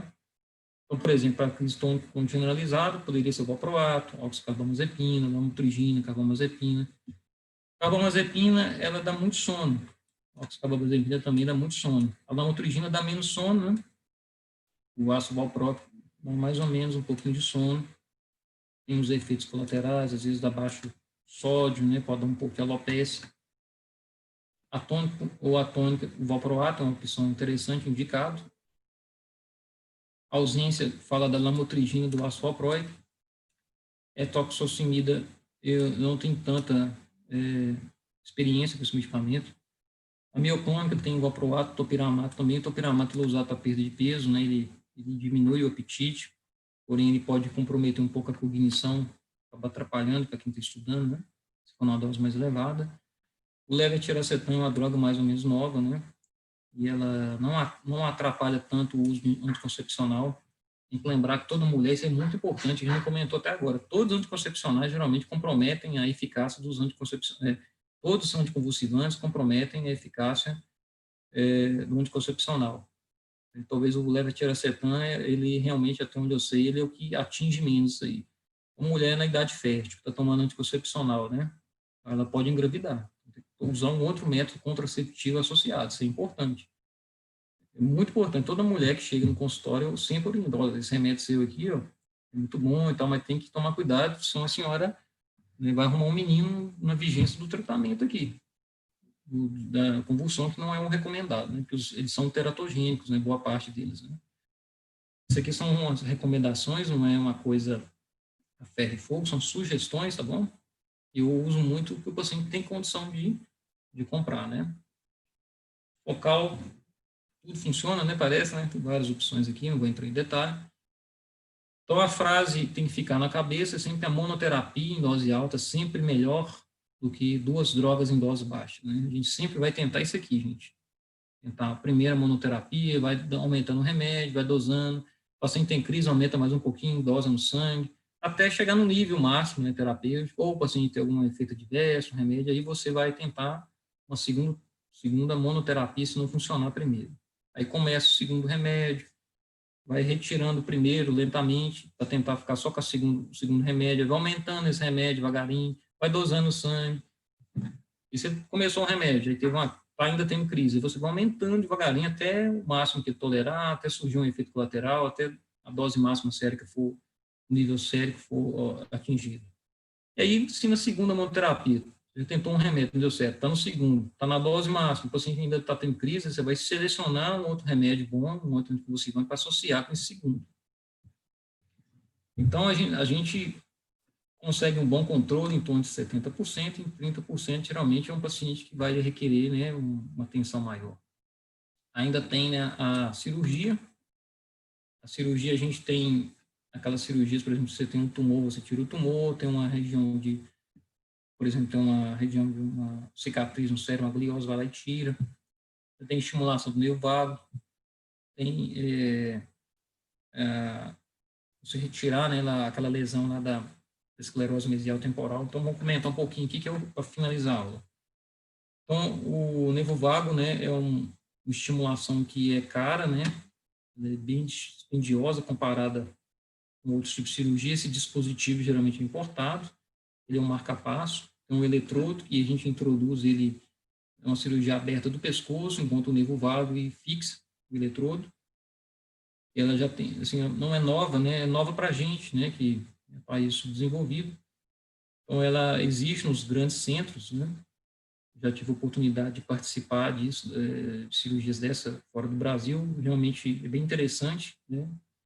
Então, ela não vai curar o paciente, né, de forma maravilhosa. Ela vai funcionar como um remédio a mais para o paciente, vai dar uma melhor qualidade de vida para ele, às vezes consegue controlar melhor as crises, né? Quanto às crises atônicas, desculpa,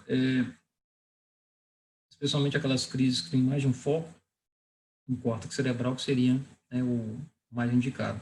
Então, a bateria, então, de tempo em tempo tem que ser trocada, por telemetria, né, por um aparelho que aproxima da pele, é feito o ajuste, né?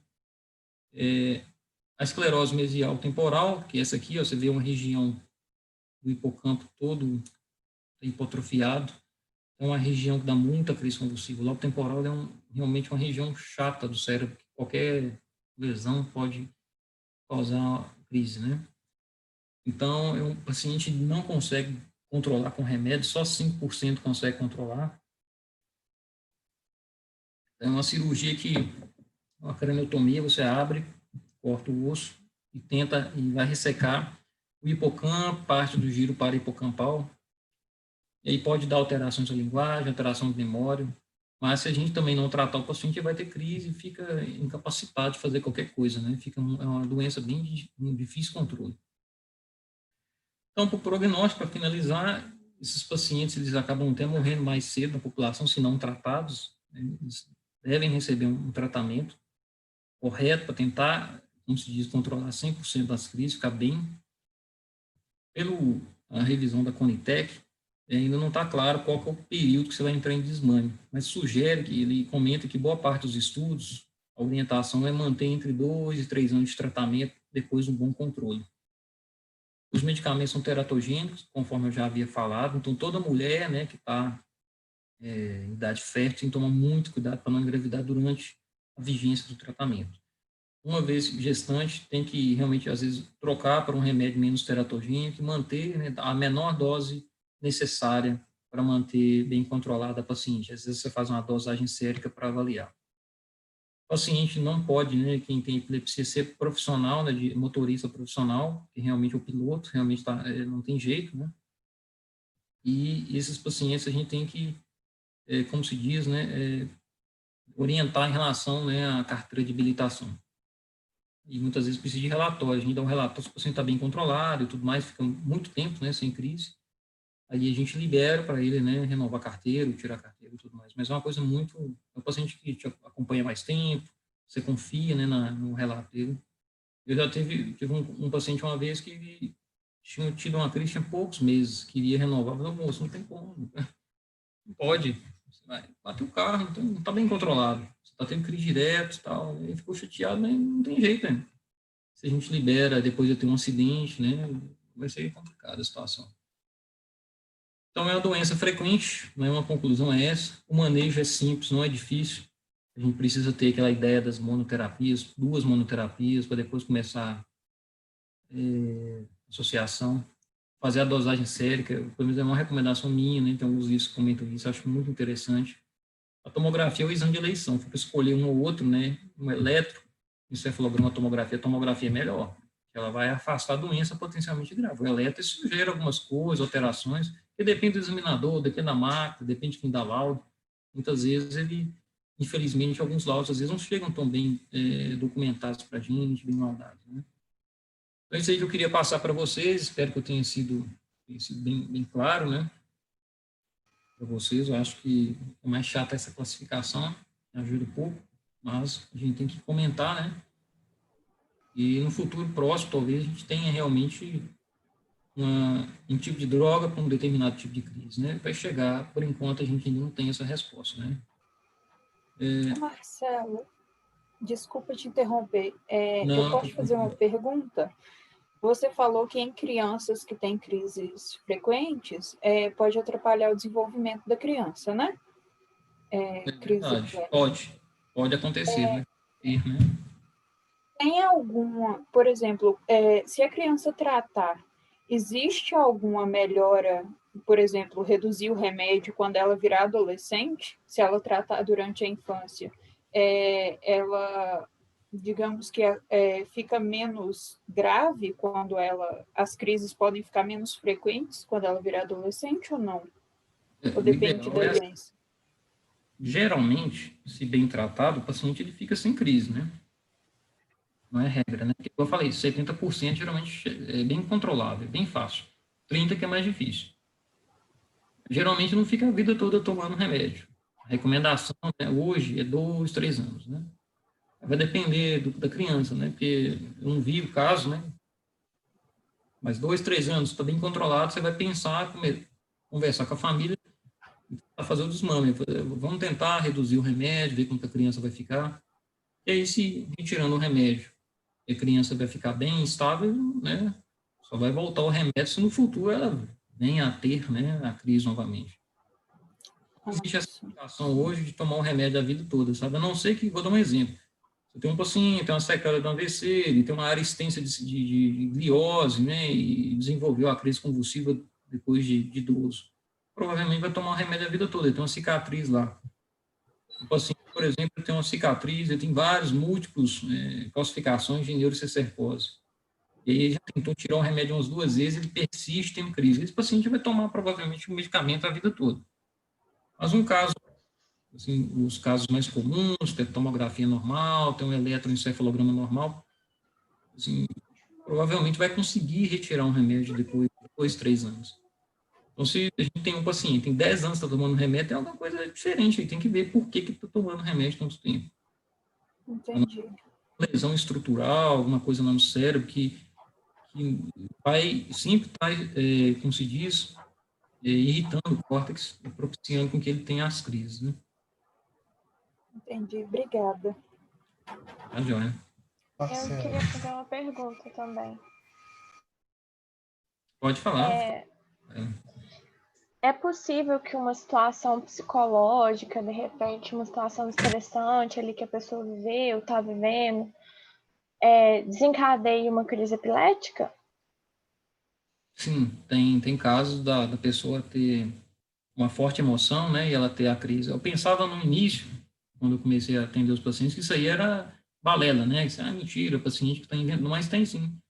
A gente vê, eu tenho paciente muito confiável que a gente acompanha há muitos anos, Clarice, e aí ele fala que teve uma emoção, aí depois daquilo ali ele teve, né, piorou o controle das crises. Isso aí de fato pode acontecer. Eu não sei explicar o mecanismo, mas isso aí é fato, sim, é verdade, tá? Eu não acredito nisso realmente, mas eu tenho alguns pacientes que vários deles comentam isso, é verdade, não tem como todo mundo estar simulando isso, né? Porque eu presenciei outro dia uma situação dessas, num outro estágio que eu faço, uma mulher, né, ter uma crise, assim, eu não sabia exatamente o que era, mas ela começou a gritar muito e aí caiu no chão, a gente viu que ela tá tendo espasmos, e aí, né, a gente ajudou a conter para ela não se machucar, mas depois ela disse que não lembrava de nada que tinha acontecido e aí todo mundo ficou sem saber o que de fato era.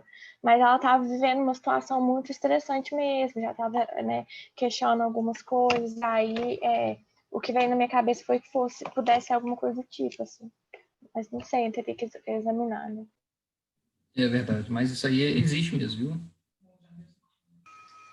Ô Marcelo, e uma coisa que eu acho que seria até bem útil para a gente saber aqui não sei, a gente no meio de um atendimento, às vezes até o psicólogo fazendo atendimento com uma criança, não sei, a gente de repente vê uma pessoa entrando em crise. O que a gente faz? Qual que é a orientação mais geral para dar um suporte a essa pessoa? Aí no caso, você tem que deixar a pessoa num ambiente que ela não possa machucar, né? Geralmente deitar no chão, né? Coloca ela de lado, geralmente algum travesseiro embaixo da cabeça, deixa de lado, mas não tentar tirar nada da boca, a não ser que ela está comendo alguma coisa na hora, entendeu? E realmente, se permanecer tendo a crise, tem que acionar o serviço de urgência, né? Para estar levando ela para um atendimento. Mas geralmente, como é limitado, passa-se alguns poucos minutos, a crise cessa, né? Mas não tem nada diferente a ser feito, tem que deixar de lado, né, e aguardar. Agora, caso persista, tem que levar para o hospital para receber medicamentos.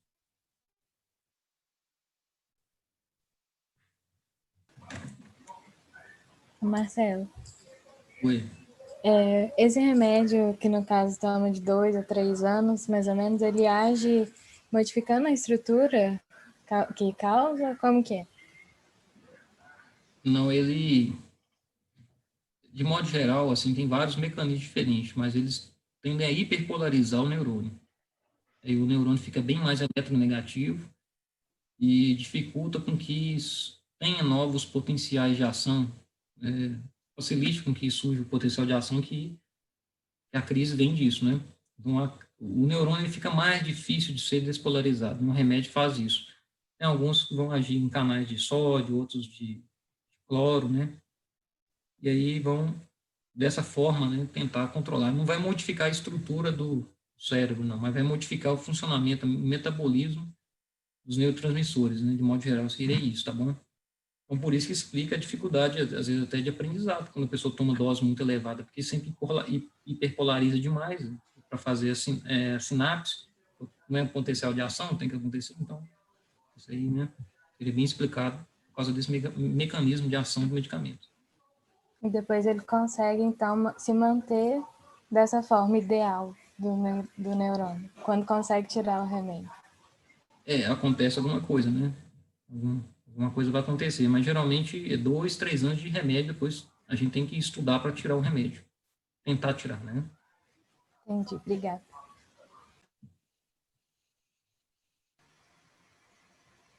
Bom, se ninguém tiver mais nenhuma pergunta, tem? Deixa que não, né? Bom, então, Marcelo, eu te agradeço muito pelo seu tempo, seu interesse aqui em compartilhar com a gente.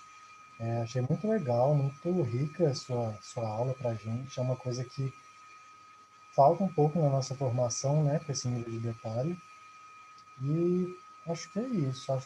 Estamos todos muito gratos pela sua boa vontade mesmo de vir aqui com a gente. Agradeço muito. Ô, André, eu que agradeço, né? E vai mantendo contato aí, tá bom? Certo. Fico feliz aí, né, de estar contribuindo aí para o aprendizado de vocês aí, tá bom? Então, um forte abraço aí, boa semana, né? Bom resto de semana aí para vocês. E é isso aí, tá bom? Qualquer dúvida, eu estou à disposição, tá bom? Tá Não tem bom, mais. eu agradeço e qualquer coisa Tchau. fazemos outros convites, tá bom? Tá, não tá, eu estou à disposição. Até mais, hein, gente? Um Até abraço para mais, vocês e obrigado. boa noite. Tchau, obrigada, Tchau, Marcelo. tchau. Tchauzinho. Tchau, tchau. Obrigado. Tchau. Tá, obrigada.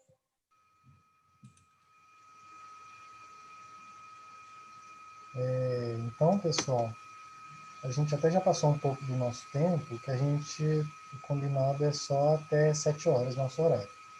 Só falando uma coisa rapidinho, então, antes da gente encerrar, eu não sei se tinha ficado claro, tanto pelo edital quanto pelo que eu falei no grupo, que as nossas reuniões, elas vão, como que chama?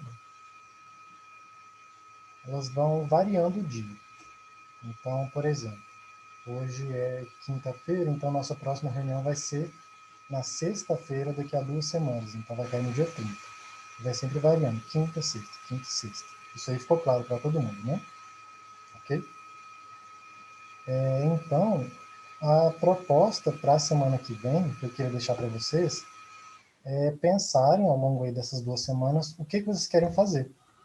Ideias mesmo, de tema, de projeto, de coisa para a gente estudar, enfim, o que vocês estão afim de fazer e trazer para a gente. Pode ser? E aí pode ser em qualquer área de interesse, pode ter a ver, não necessariamente, como eu falei, né, só com medicina ou só com psicologia, pode puxar outras áreas completamente diferentes. Teve um outro dia também que a gente falou de inteligência artificial, noção de pessoa, de se robôs são indivíduos ou não, enfim. A gente pode viajar bem, é bem aberto. E uma última coisa que eu sempre gosto de falar para quem está entrando é que a ideia dessa nossa liga é ser legal, é ser prazeroso, é que não seja mais uma coisa chata de faculdade para fazer, com um monte de burocracia e atividade desagradável, enfim. Que vocês estejam aqui porque querem e porque é gostoso fazer e falar e discutir o que a gente faz aqui. Então é isso, ter sempre em mente que a ideia da gente não é ficar sendo chato com presença, com atividade, isso não importa, sabe? É mais fazer o que a gente gosta mesmo, usar esse espaço, porque às vezes a faculdade atrapalha a gente de estudar o que a gente gosta, né? Então que aqui seja um espaço bom. E acho que é isso. Alguém quer falar alguma coisa? Fazer algum comentário? André, isso Opa, pode falar. é só uma dúvida. Isso das sugestões, você fala para a próxima, a gente trazer na próxima semana? Isso. Na sexta-feira, né? Tá. Isso, é porque eu acho que na hora que eu estava explicando sobre isso, eu não sei se você tinha entrado. Uhum. É que eu expliquei no início.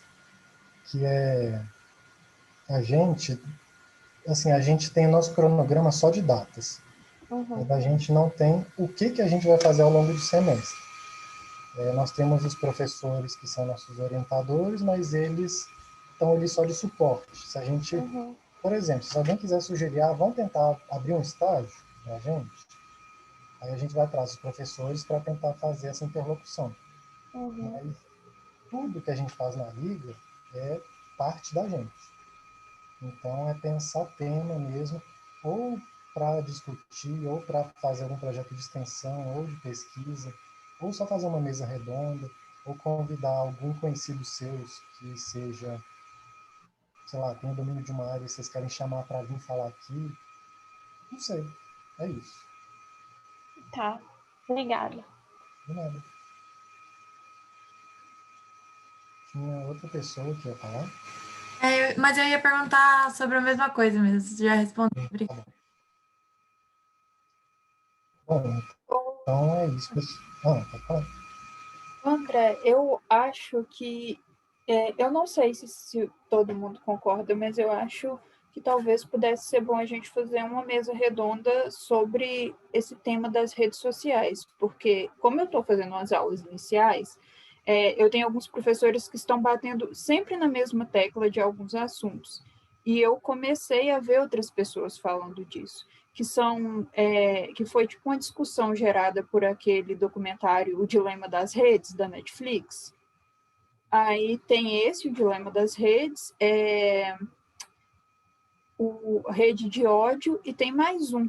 E os três são relacionados à invasão de privacidade, política de cookies, o quanto as redes sociais interferem no comportamento. Então, talvez fosse bacana, porque são três. Eu vou mandar o nome do outro assim que eu abrir a Netflix, porque eu acho que seria bacana, porque interessa a medicina, né? Porque, por exemplo, o Dilema das Redes fala no caso de mutilação e outras coisas relacionadas com rede social. E também interessa a psicologia, porque tem toda a alteração comportamental por trás da mutilação.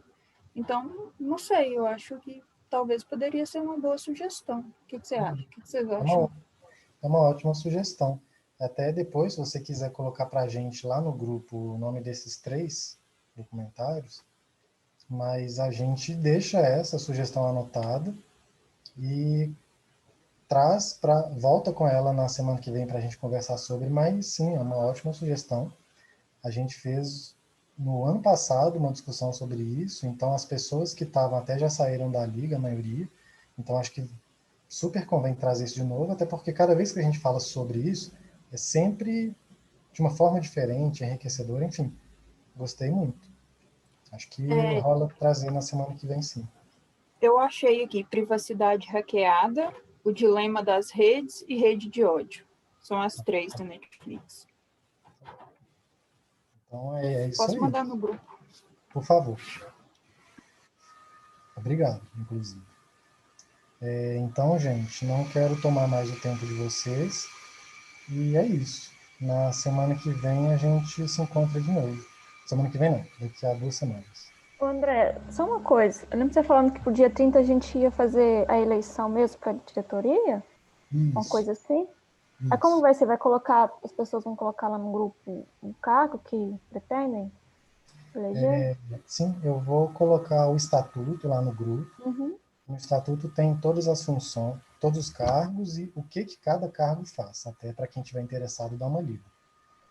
E aí a gente vai fazendo tudo pelo grupo. As pessoas que estiverem interessadas eu vou pedir para, tipo assim, se candidatar, colocar um nome. E quem não puder participar no dia, igual na sexta-feira, no meu caso, fica mais complicado. Aí como que faz para votar? Nossa, eu não tinha pensado nisso, é verdade. A gente fazeria para computar assim os votos? Bom, assim de imediato eu não consegui pensar uma solução. Posso tentar, se alguém tiver alguma ideia aí, pode sugerir. Vou tentar pensar alguma coisa e a gente vai se falando. Dá para fazer desculpa. Dá para colocar a votação no Google Forms. Eu pensei talvez. em formulário, né? Para poder fazer a votação. Fica a ideia, sim. Que aí fica, como é que é? Anônimo e dá para quem não tá participar coisar. É uma. Acho que é uma, mas vamos colocar isso lá no grupo e ao longo desses próximos dias a gente vai resolvendo isso. Mas, enfim, é uma boa questão, eu não tinha pensado nisso, tem razão. Bom, então tá. Qualquer dúvida, qualquer coisa que tenha ficado, a gente vai sempre se falando lá no grupo. Então, fiquem sempre atentos, tá bom? Então, é isso. Boa noite para vocês. Obrigado, Rafael. Foi um prazer conhecer todo mundo, inclusive. Sejam bem-vindos. Obrigada. E é isso. Até dia 30, para quem puder. Para quem não puder, a gente vai se falando. Boa noite. Obrigada. Tchau, gente. Tchau, gente. Tchau, gente. Boa Até noite. mais. noite. Boa noite.